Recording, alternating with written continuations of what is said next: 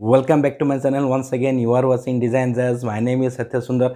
आपको पता है जो सोलर सिस्टम हम इंस्टॉल करते हैं, जो ऑन ग्रिड सिस्टम है नहीं तो ऑफ ग्रिड सिस्टम है, वहाँ पे जो इन्वर्टर लगता है सारे के सारे इन्वर्टर मतलब ग्रिड का इन्वर्टर हो या ऑफ ग्रिड इन्वर्टर हो, वो सारे के सारे इन्वर्टर स्ट्रिंग इन्वर्टर होता है। पर आजकल एक नया टेक्नोलॉजी उभर के आ रहा है, उसको बोलते हैं आपका माइक्रो इन्वर्टर।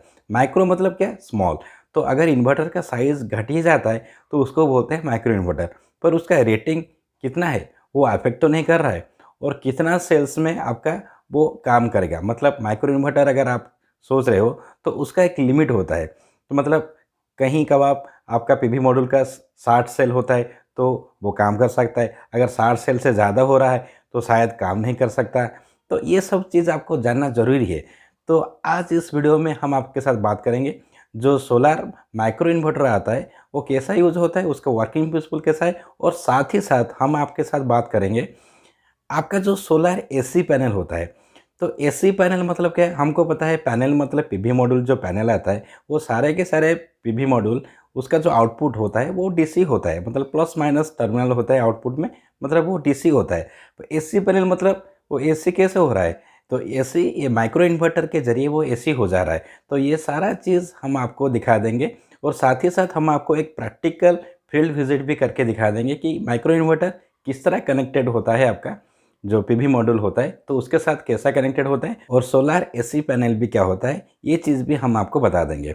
जो माइक्रो इन्वर्टर मार्केट में आता है, सबसे बेहतरीन माइक्रो इन्वर्टर आपका एनफेज जो ब्रांड है उसका आता है। तो आज हम इस वीडियो में बात करेंगे जो एनफेज माइक्रो इन्वर्टर, उसका कितना कितना सीरीज़ है, क्या क्या डाटा शीट है, और कैसा कनेक्शन होता है, और कैसा वर्किंग प्रिंसिपल है, और साथ ही साथ हम बात करेंगे इसका प्रोज एंड कॉन्स, और साथ ही साथ हम आपको बता देंगे क्या ये माइक्रो इन्वर्टर को लेना आपके लिए सही होगा, क्या ये माइक्रो इन्वर्टर बड़े वाला पावर सिस्टम के लिए सही होगा या नहीं। ये सारा चीज़ हम डिस्कशन करेंगे। तो अंत तक देखिए, वीडियो को अंत तक देखिए, बिल्कुल अंत तक देखिए, ताकि आपको पता चल जाएगा क्या चीज़ हो रहा है और क्या नहीं। और अगर चैनल में पहली बार है तो सब्सक्राइब कर दीजिए, लाइक कर दीजिए, और सपोर्ट इस तरह देते रहिए। 350 से ऊपर सब्सक्राइबर हो गया है, बस इस तरह प्यार और मोहब्बत देते रहिए। तो चलिए बात कर लेते हैं कैसा क्या चीज़ होता है। So without talking much, let me guide you.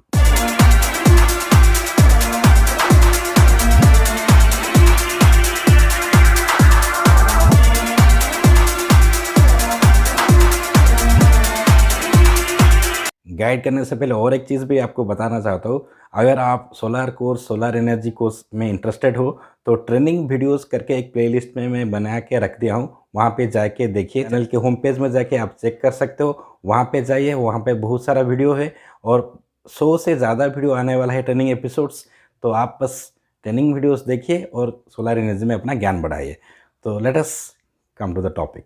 Micro inverter का वर्किंग प्रिंसिपल जानने से पहले हम जान लेते हैं थोड़ा जो नॉर्मल आपका स्ट्रिंग इन्वर्टर होता है उसका कंडीशन कैसा होता है। जो नॉर्मल स्ट्रिंग इन्वर्टर आप लगाते हो, जहाँ पे आप पीवी मॉड्यूल इंस्टॉल किए हो, बहुत सारा मॉड्यूल लगाते हो, बहुत सारा मॉड्यूल सीरीज़ में रहता है, बहुत सारा मॉड्यूल पैरेलल रहता है। तो वो सारा मॉड्यूल का जो आपका आउटपुट होता है, जो डीसी वोल्टेज होता है, उस डीसी वोल्टेज को आप इन्वर्टर में देते हो, और इन्वर्टर आपका डीसी एसी में कन्वर्ट कर देता है। तो आपका जो डीसी यहाँ पे दे रहे हो, ये जो डीसी है ये बहुत ही हाई वोल्टेज होता है, बिकॉज यहाँ पे जो पीवी प्लांट आप जो लगाए हो, बहुत सारे पैनल लगाए हो, अगर बहुत सारे पैनल सीरीज़ में है तो वोल्टेज आपका ज़्यादा ही होगा।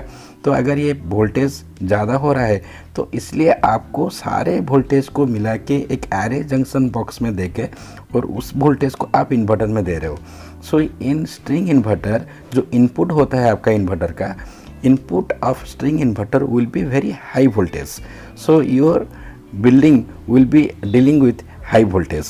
So this is the string inverter. string inverter में आपका इनपुट जो होता है उसका हाई वोल्टेज ही होता है। इसका जस्ट उल्टा होता है आपका माइक्रो इन्वर्टर में। तो माइक्रो इन्वर्टर में क्या होता है, हर एक पैनल जो होता है, हर एक पीवी मॉड्यूल जो होता है उसका भी डीसी होता है। तो उस डीसी को हम क्यों ना एसी में कन्वर्ट कर देंगे, अच्छा रहेगा। तो ये जो माइक्रो इन्वर्टर है तो इसमें हर एक पैनल के पीछे जो पिछले पर्सन होता है उसके पीछे एक छोटा सा माइक्रो इन्वर्टर लगता है। मतलब खुद का जो पीवी मॉड्यूल, उसका जो डीसी है, हर एक पीवी मॉड्यूल का डीसी वो कन्वर्ट हो जा रहा है आपका एसी में।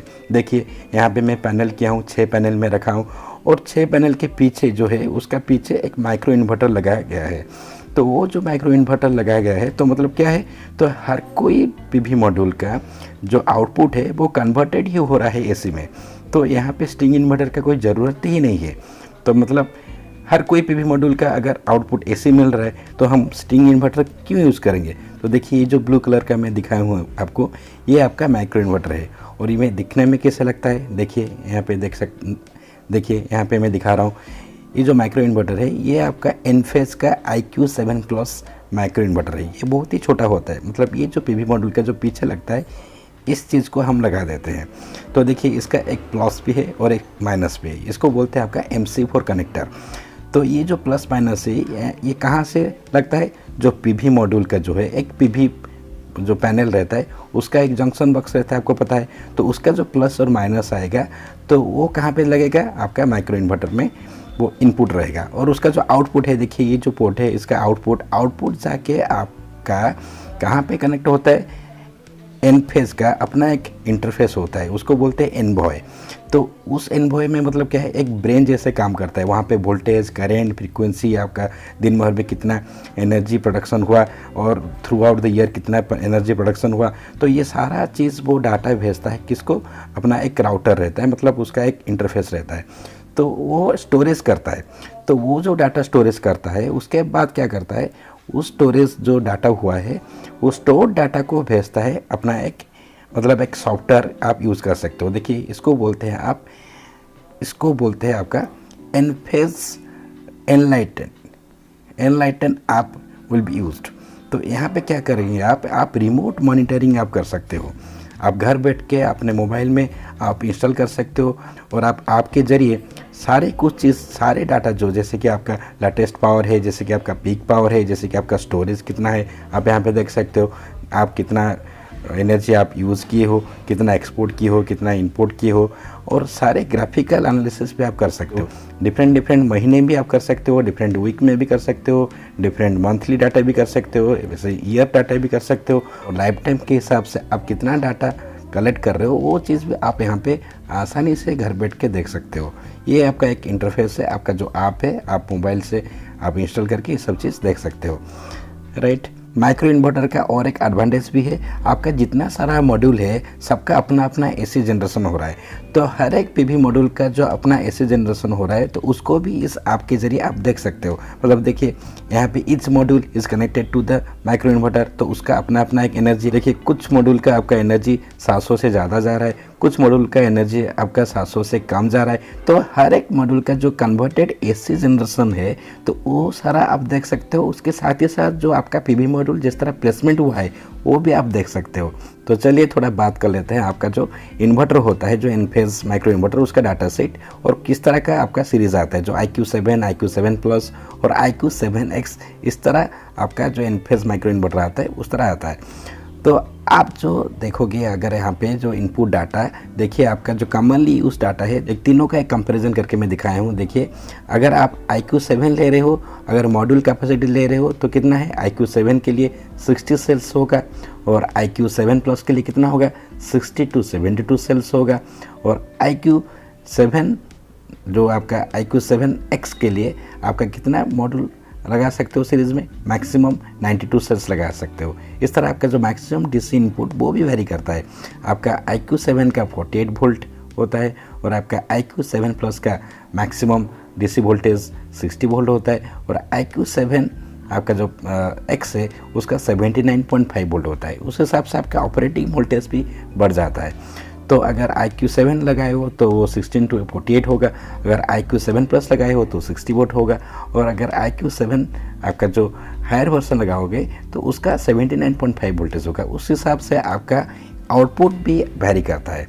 तो IQ7 का आपका 240 वोल्ट एम्पेयर हो सकता है और आपका जो IQ7 प्लस है वो 290 वोल्ट एम्पेयर डील कर सकता है, और IQ7X जो माइक्रो इन्वर्टर है वो 315 वोल्ट एम्पेयर यूज़ कर सकता है। तो ये सारा चीज़ आपको जानना ज़रूरी है, कितना आपका रिक्वायरमेंट है और कितना आपका लोड है, कितना आपका कैपेसिटी है, तो उस हिसाब से आपको ये माइक्रो इन्वर्टर चूज़ करना होगा। ये सारा जो इन्वर्टर है इसको बोलते हैं IQ7 सीरीज़ इन्वर्टर। तो चलिए थोड़ा बात कर लेते हैं अब कैसे दिखता है प्रैक्टिकली। देखिए मैं यहाँ पे दिखा रहा हूँ, ये आपका लूम सोलार का एक PV मॉड्यूल है। आप देख सकते हो कि कितना सारा मॉड्यूल लगाए हैं, यहाँ पे 16 मॉड्यूल आप यहाँ पे लगाए हो। तो यहाँ पे 16 मॉड्यूल लगाया गया है। देखिए यहाँ पे हर एक मॉड्यूल के पीछे देखिए हर एक मॉड्यूल के पीछे अपना अपना एक माइक्रो इन्वर्टर लगाया गया है, जो मैं अभी आपको दिखा रहा था। तो ये देखिए आपका ये IQ, शायद ये IQ7 प्लस है, IQ7 प्लस। हाँ ये देखिए एनफेस IQ7 प्लस ACM ये आपका मॉडल है। और यहाँ पे देखिए पूरा सारा इसका जो डाटा शीट आप देख सकते हो, ये मॉड्यूल के पीछे चिपकाया गया है इसको, मतलब आपको गम यूज़ करके वो लगा सकते हो। तो बहुत सारा मेथड है। तो यहाँ पे जो लगता है, तो ये जो मॉड्यूल है हर एक मॉड्यूल के पीछे लगता है। तो हर एक मॉड्यूल के पीछे मतलब क्या है, देखिए इसका जो मैं दिखा रहा हूँ आपको, जो टर्मिनल होता है, देखिए ये जो 2 टर्मिनल मैं दिखा रहा हूँ, यहाँ पे जूम करके मैं आपको दिखा रहा हूँ। देखिए यहाँ पे दिखा है प्लस माइनस, मतलब यहाँ पे वो DC इनपुट है, राइट। तो ये वाला देखिए लेफ्ट साइड में आप दिख रहे हो 230 वोल्ट AC, तो मतलब ये आउटपुट है इन्वर्टर का। तो हर एक मॉड्यूल में इस तरह कनेक्शन होता है और हर एक मॉड्यूल का अपना एक जंक्शन बॉक्स होता है। तो जंक्शन बॉक्स से वो निकल के यहाँ पे इनपुट में आता है आपका इन्वर्टर। और देखिए यहाँ पे हर एक चीज़ मज़ेदार चीज़ होता है, यहाँ पे जो माइक्रो इन्वर्टर ये रेड कलर का ब्लिंक कर रहा है, मतलब आपका जो जनरेशन है, जो जनरेशन नहीं हो रहा है, अगर जनरेशन नहीं होगा तो वो रेड कलर का ब्लिंक करेगा, अगर जनरेशन होगा तो वो आपका मतलब ब्लिंक करना बंद कर देगा। तो हर एक मॉड्यूल का जो आउटपुट है वो आके आपका माइक्रो इन्वर्टर में जाता है और हर एक मॉड्यूल का अपना AC आता है।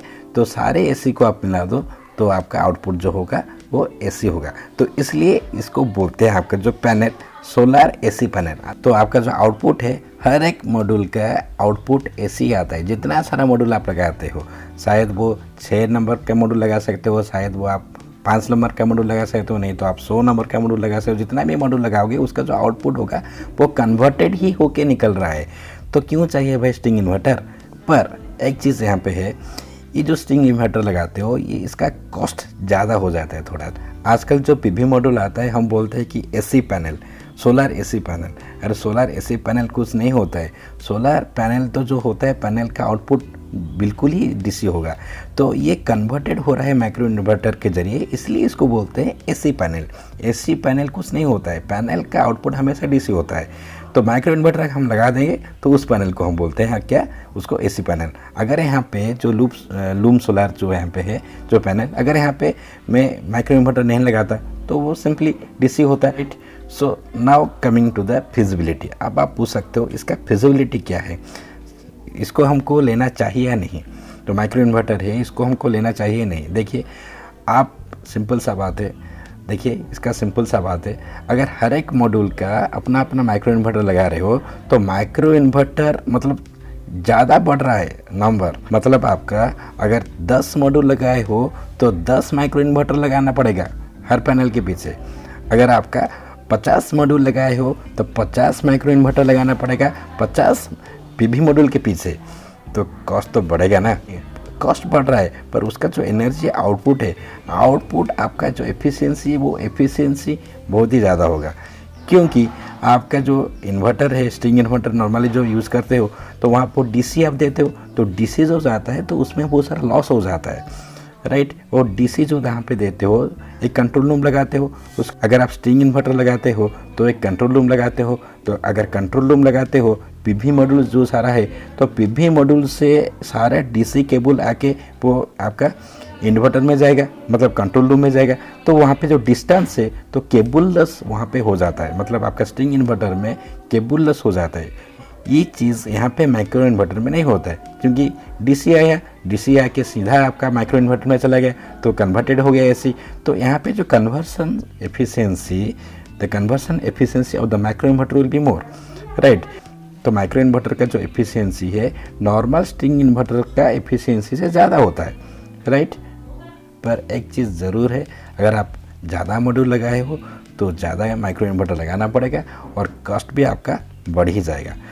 तो इसलिए ये माइक्रो इन्वर्टर उस केस में फिजिबल है जहाँ पे आपका 6 किलोवाट, नहीं तो 10 किलोवाट, नहीं तो 5 किलोवाट, नहीं तो 3 किलोवाट के अंदर, मतलब मैक्सिमम 10 किलोवाट के अंदर अगर लगाते हो तो ये कॉस्ट इफ़ेक्टिव बन सकता है। पर अगर आप लार्ज पावर प्लांट यूज़ करोगे तो बहुत सारा मॉड्यूल लगाओगे, तो बहुत सारा मॉड्यूल में उसके पीछे कितना माइक्रो इन्वर्टर लगाओगे भाई, तो मतलब कॉस्ट बढ़ ही जाएगा ना, है ना। तो इसलिए आप ज़रूर जाइए माइक्रो इन्वर्टर को। अगर आप एक छोटा सिस्टम, छोटा किलोवाट का पावर प्लांट अपने घर के ऊपर बनाना चाहते हो तो आप ये इनफेस का माइक्रो इन्वर्टर ज़रूर लगा सकते हो। बस इतना तो था आपका टेक्निकल एनालिसिस, आगे और भी बात करेंगे।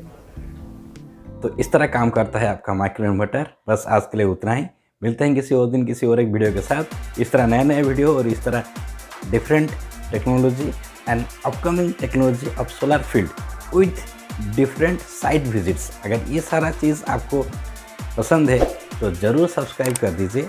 मिलते हैं किसी और दिन किसी और एक वीडियो के साथ। तब तक के लिए जय हिंद, जय भारत, गुड बाय।